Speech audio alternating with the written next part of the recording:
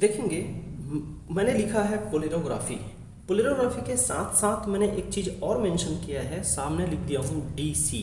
तो एक्चुअली हम लोग जो नॉर्मली पढ़ते हैं वो डायरेक्ट करंट पोलेरोग्राफी होता है ना। करंट दो तरह का होता है, आप लोग जानते होंगे फिजिक्स के लैंग्वेज में, डीसी और एसी। तो एसी बाद में डेवलप किया गया, अल्टरनेट करंट वाला जो पोलेरोग्राफी है वो बाद में डेवलप किया गया, केवल करंट सोर्स को बदला गया। लेकिन हम लोग जो पढ़ेंगे मोस्टली वो डीसी पोलेरोग्राफी हुआ। सबसे पहले पोलेरोग्राफी के कॉन्सेप्ट को जे हेवरास्की नाम के साइंटिस्ट ने 1922 में डेवलप किया, जे हेवरास्की।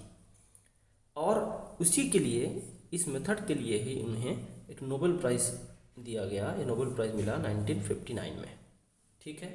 तो ये एक तरह से जो ये इतना बड़ा मेथड रहा कि इसके लिए उनको नोबेल प्राइज़ भी मिला। समझिए, एक मेथड ही डेवलप करके नोबेल प्राइज़ ले गए।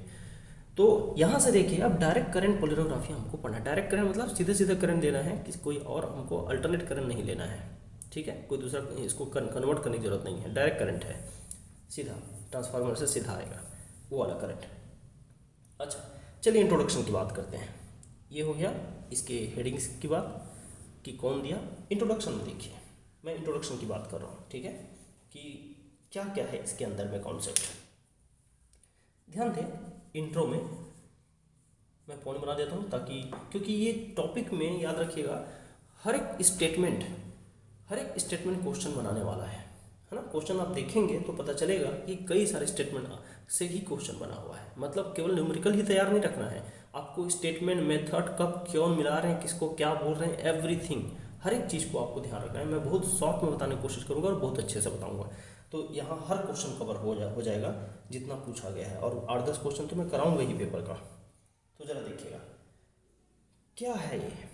मैं बोलता हूँ it is an electro analytical technique. Electro पीछ पहले भी बात कर चुके हैं, इलेक्ट्रो एनालिटिकल टेक्निक, ठीक है, इलेक्ट्रो एनालिटिकल टेक्निक है। और इससे दोनों काम होता है, कौन सा, फॉर बोथ, क्या क्या, क्वालिटेटिव एंड क्वांटिटेटिव मेजरमेंट।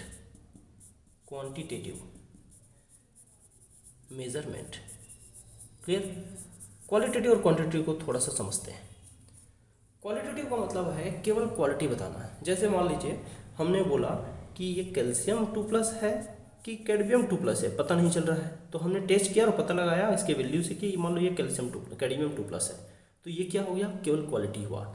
दूसरी बात ये पूछा कि ये कितना कंसंट्रेशन में है, 1 मोलार है, 2 मोलार है, 3 मोलार है, 10⁻⁻1 मोलार है, -2 मोलार है, क्या है। तो ऐसा ये जो कंसंट्रेशन जो बताना है ये क्वालिटेटिव हुआ, ये क्वालिटेटिव हुआ ऊपर वाला, और ये क्वांटिटी हुआ। तो सीधी बात है, क्वांटिटी में बताने वाला जो टेस्ट है वो क्वांटिटेटिव, और क्वालिटी बताने वाला जो टेस्ट है वो क्वालिटेटिव। प्रेजेंट एब्सेंट या टाइप ऑफ आयंस प्रेजेंट ऐसा बताता है, वो बताता है, वो क्वालिटेटिव होता है। क्वालिटी बस है ना, इसमें मात्रा का कोई मतलब नहीं है, अमाउंट का कोई मतलब नहीं है। क्वांटिटेटिव में अमाउंट का मतलब होता है। ग्रेविमेट्रिक एनालिसिस इसी क्वांटिटेटिव है। मतलब इसको जरूरी नहीं ये टर्मोलॉजी यहीं पर यूज़ करें, कहीं भी यूज़ कर सकते हैं, है ना। जहाँ पर क्वांटिटी से रिलेटेड है वो क्वांटिटेटिव है, और जहाँ क्वालिटी से रिलेटेड है केवल वो क्वालिटेटिव। तो ये जो एनालिसिस है वो दोनों टाइप का है, qualitative as well as quantitative. तो इंट्रोडक्शन में हमने ये बात कर लिया है, ठीक है। अब यहाँ देखिए पोलेरोग्राफी में क्या होता है, बेसिकली उसको समझते हैं।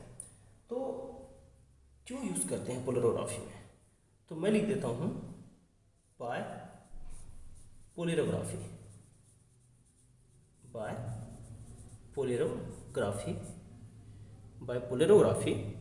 हम लोग टाइप ऑफ आयन देखना मैं क्या क्या प्रेडिक्ट कर सकता हूँ, लिख देता हूँ कुछ चीज़ों को। Type of ion, concentration of ion, type of ions, concentration of ions, है ना, type of ions, concentration of ions, formation constant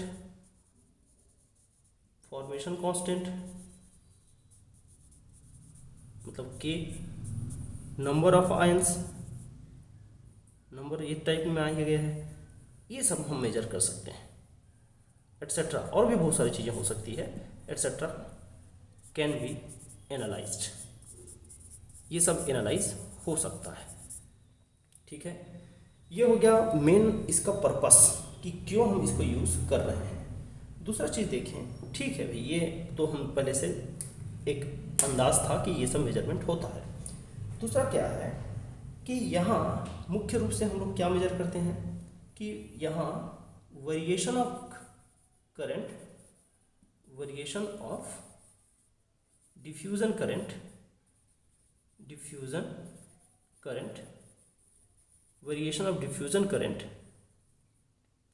ठीक है भाई, डिफ्यूजन करंट जिसको हम बाद में आईडी बोलेंगे, with respect to applied voltage, ये हम लोग बात करते हैं, इज मेजर्ड, इज मेजर्ड, ये मेजर किया जाता है। Variation of diffusion current, diffusion current ID बोलते हैं इसको, with respect to applied voltage, applied voltage लिख लेना। तो ये मेजर किया जाता है और इसी के जरिए हम लोग का मेन स्टडी होता है। तो यही बेसिक चीज है।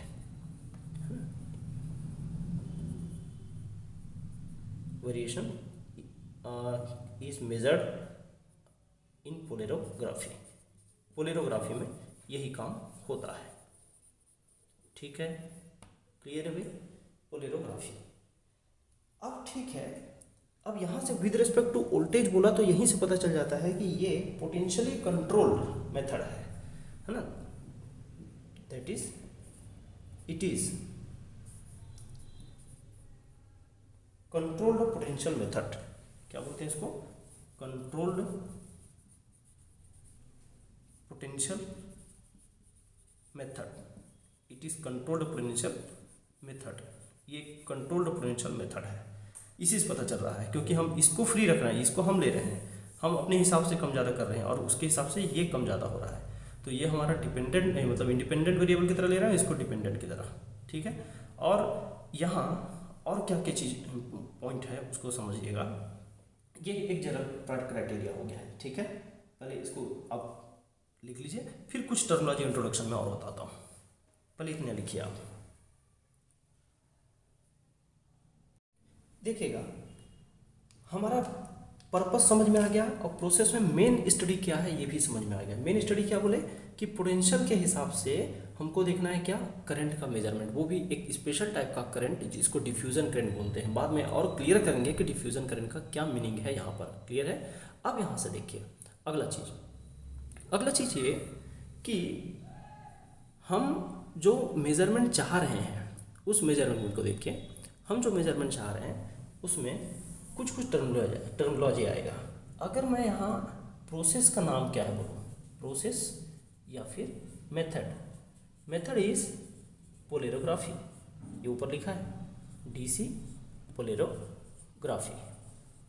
ये टर्मिनोलॉजी कुछ इंडिकेट कर रहा हूँ जिससे क्वेश्चन भी पूछते हैं डायरेक्ट, उनको इंडिकेट कर रहा हूँ।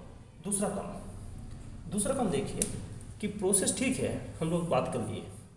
जो इंस्ट्रूमेंट यूज होगा, इंस्ट्रूमेंट, इसके लिए स्पेशल इंस्ट्रूमेंट होगा, उस इंस्ट्रूमेंट का नाम है पोलेरोग्राफ।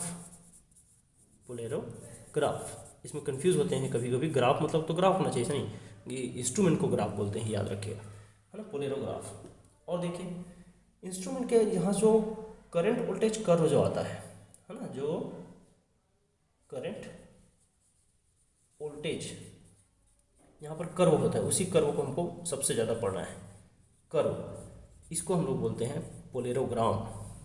जैसे वहाँ वोल्टेमोग्राम बोले थे ना, वैसे ही पोलेरोग्राम बोलते हैं। ठीक है, ये पोलेरोग्राम है। तो ये 3 टर्मिनोलॉजी आपको याद रखना है, ये भी क्वेश्चन का पार्ट है। ठीक है भाई, तो और ये पोलेरोग्राम में कौन से एक्सिस में क्या होगा उसको भी याद रख लें कि आपको पहले आपके कंट्रोल में कौन है, वोल्टेज, आप वोल्टेज को कंट्रोल कर रहे हो। तो वोल्टेज जो आप रखते हो वैल्यू, जो इंडिपेंडेंट होता है उसको यहाँ एक्स एक्सिस पे रखते हैं, और इसके रिजल्ट में हमको क्या मेजर करना है, करंट, ये वाई एक्सिस में रहेगा। और जो ग्राफ आता है लगभग इस तरह से ग्राफ आता है ना, ऐसे सिग्मॉइड टाइप का ऐसा ग्राफ आएगा। ये बाद में और डिटेल में सुंदर बनाऊंगा, अभी एडजस्ट कर लो। ये लीजिए, ठीक है, ये इस तरह से ग्राफ आता है, यही पोलेरोग्राम है। अब इसी को हमको नापना होता है, ठीक है। तो ये एक सिग्मॉइड टाइप का कर्व आएगा। अब ठीक है भाई, ये हो गया, ये इंट्रोडक्शन में इतना पार्ट लिखना है आपको।